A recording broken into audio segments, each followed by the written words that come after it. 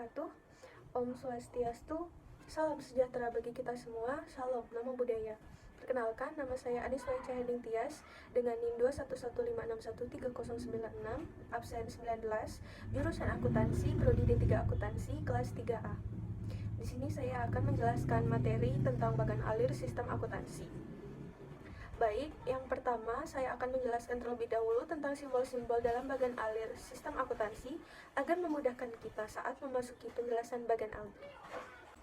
Yang pertama ada simbol terminal. Simbol ini berbentuk elips horizontal. Simbol ini bertujuan untuk memulai dan mengakhiri suatu proses atau sistem. Dan yang kedua ada simbol operasi kegiatan manual.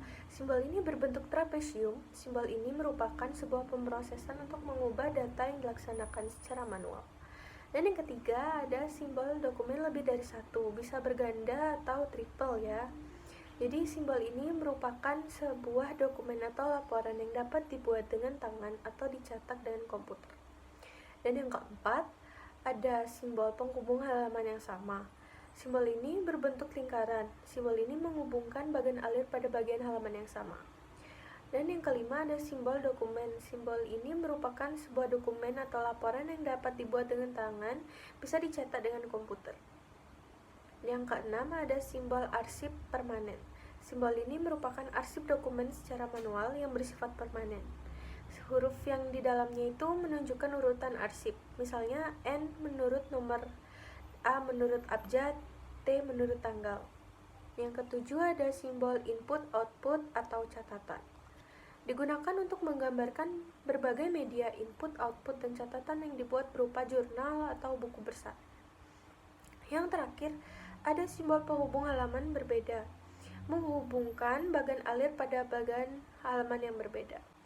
Tadi kita kan sudah menjelaskan tentang simbol-simbol yang ada dalam bagan alir akuntansi. Selanjutnya kita akan masuk ke bagan alir sistem bagian gudang.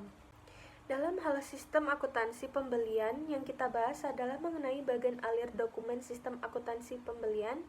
Beberapa diketahui bahwa ada dua bagian fungsi atau bagian yang terlibat dalam sistem akuntansi pembelian. Yang pertama, bagian gudang, dan yang kedua, bagian pembelian. Yang bagian gudang ini dimulai dari simbol yang pertama, yaitu terminal. Simbol ini merupakan pembuka atau tempat dimulainya dari bagian gudang, di mana gudanglah yang akan melakukan penyimpanan bagian barang yang dimiliki perusahaan serta mengetahui seberapa banyak sih barang yang dimiliki oleh perusahaan tersebut, dan juga gudang mengetahui apakah persediaan tersebut menipis atau habis. Kemudian barang gudang membuat surat permintaan pembelian. Surat permintaan pembelian ini dilakukan pada saat pre-order point atau titik pemesanan kembali.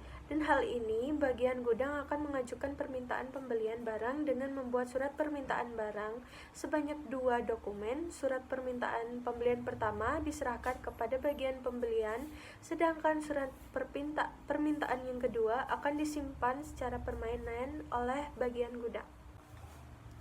Oke, kita lanjut ke bagian alir sistem bagian pembelian. Ketika bagian pembelian sudah melakukan pemesanan pembelian atas barang yang diminta oleh bagian gudang, pembelian tiket yang menerima surat permintaan pembelian dari bagian gudang sebelum melakukan pemesanan pembelian kepada pemasok, maka terlebih dahulu membuat surat permintaan penawaran harga. Jadi surat permintaan penawaran harga ini dibuat oleh bagian pembelian untuk melakukan permintaan penawaran harga yang diberikan sebagai pemasok. Jadi dalam hal ini perusahaan akan menghubungi beberapa pemasok supaya beberapa pemasok itu akan memberikan penawaran harga atas barang yang diminta oleh perusahaan.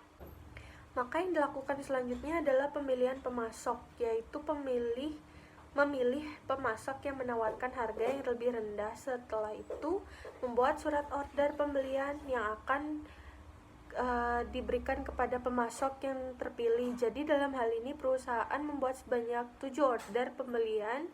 Di sini kita lihat ada surat order pembelian yang pertama, ada surat order pembelian kedua, surat order pembelian ketiga, sampai surat order pembelian yang ketujuh. Sedangkan surat permintaan pembelian yang diterima dari bagian gudang ini adalah surat penawaran. Harga surat penawaran merupakan perbandingan antara harga PH dan PP. Baik, terima kasih telah menyimak pembahasan materi dari bagaimana prosedur pembelian barang. Mohon maaf bila ada ucapan atau kata-kata yang salah. Sekian, terima kasih. Assalamualaikum warahmatullahi wabarakatuh. Om Santi Santi Santi Om. Salam sejahtera, salam namo buddhaya. Audio Jungle.